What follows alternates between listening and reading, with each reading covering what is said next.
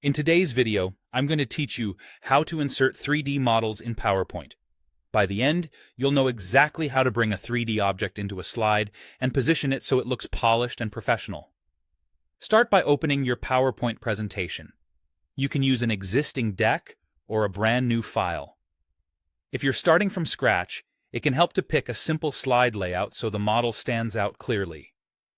Make sure you're on the slide where you want the 3D model to appear before moving on.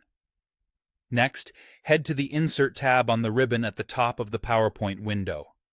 The ribbon is the horizontal strip with all your tools and commands. Insert is where PowerPoint keeps options for adding content like pictures, icons, videos, and of course, 3D models. Click 3D Models.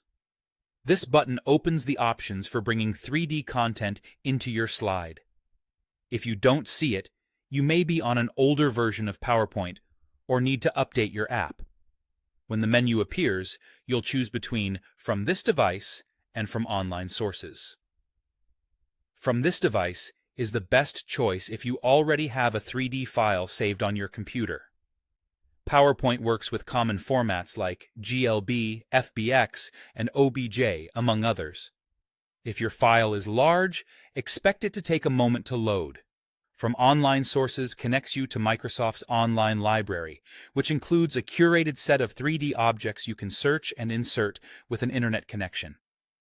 Once you've decided on a source, select the 3D model you want and click Insert. PowerPoint will place it on your slide as an object you can move, resize, and adjust. To resize, drag a corner handle so you keep the proportions looking natural. To move it, click and drag the object to the spot where it balances your layout. Now adjust the model's view using the 3D rotation controls. When the model is selected, you'll see a special rotation handle that lets you click and drag to spin the object in any direction. Take your time here. Rotate the model until it presents the most useful or appealing angle for your story. A clean front-facing angle is great for clarity. A slight tilt can add depth and interest.